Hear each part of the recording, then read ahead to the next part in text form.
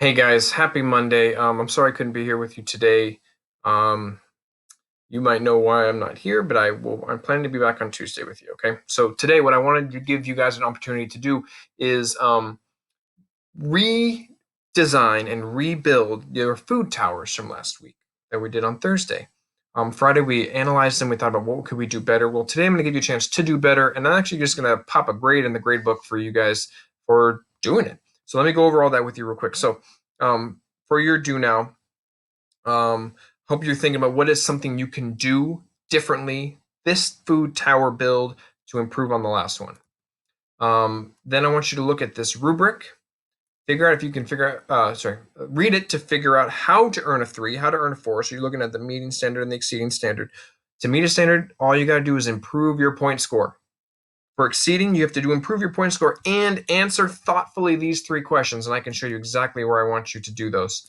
These are all here from before. So here's an example. Here's America's. Um, I set this up for you, the past. This is your last one. Here's the new one. You're going to post a picture here. Here's your last point score. You go ahead and fill in the points for this one.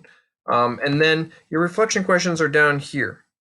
Go ahead and answer them down here in the what's this called, the speaker notes, and you can always drag this up and you give yourself some room. You can make it a different color, which is, I always color code things. You guys might have noticed, like here I asked the question in black and I asked you to answer in blue, and it's just easy for me to see. So if you can, if you want to, I put the questions in black. If you want to change the text so you can answer in blue, that would be helpful to me.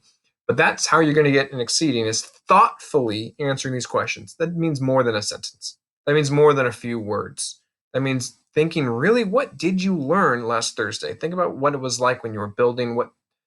What did you learn? And then what did you do differently this time? Did you were you able to apply everything you learned or not?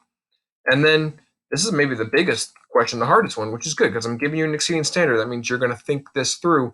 What did you learn from Thursday, from today, or from Friday when you analyzed it, from today, the rebuild, that you can use in the future in your engineering? That means we're going to do more mini engineering designs. We're going to do bigger engineering projects in this class. Science Olympiad, if we ever come back, we're going to be designing and competing with these things. Give me some things that you've learned, some lessons that you could use in any engineering project. Okay. That's it. I will see you guys on Tuesday. I hope. Goodbye.